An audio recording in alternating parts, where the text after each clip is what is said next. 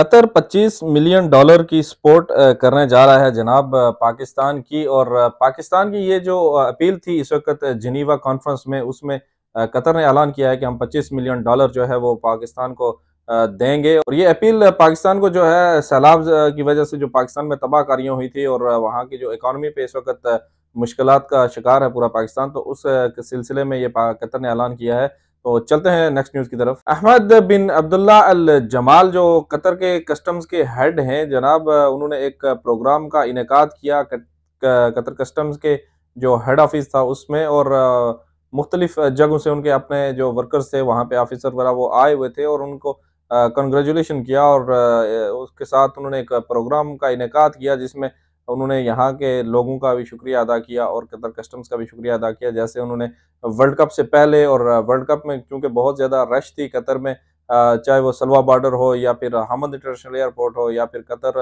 का जो हमद पोर्ट है वहाँ पे हो, तो उसके दौरान इन्होंने जो वहाँ पे अपनी खिदमत सरअंजाम दी उसके ऊपर इन्होंने उनको मुबारकबाद दी। और चलते हैं नेक्स्ट न्यूज़ की तरफ। सऊद अल मुहन्नदी जो जनाब कतर के वाइस प्रेसिडेंट थे कतर फुटबॉल एसोसिएशन के, और वाइस प्रेसिडेंट थे एशियन फुटबॉल कॉन्फेडरेशन के जनाब, यस्टरडे उनकी डेथ हो गई है। और अल्लाह पाक उनकी मग़फ़िरत फरमाए और उनके आने वाले जहान को अच्छा करे और उनकी कब्र को जन्नत के बागों में से बाग बनाए। ये एक अफ़सोसनाक खबर थी। और आखिर में मैं आपके साथ कार्टून शेयर करूँगा, तो दिखाता हूँ आपको कार्टून। अभी जो कार्टून आप देख रहे हैं स्क्रीन पे, ये मोहम्मद अब्दुल लतीफ़ जो कतर के एक कार्टूनिस्ट हैं और अल शर्क जरीदा है उसमें इनके मोस्टली आते रहते हैं कार्टून। और यहाँ पे इन्होंने बताया है कि भाई शवारा दाखिलिया जो घर के ये मोहल्ले की रोडें हैं, उनके ऊपर उन्होंने पॉइंट किया है। और सेंटर में से वो क्लीनिंग का सिस्टम चल रहा है, अशगाल लिखा हुआ जिस पे।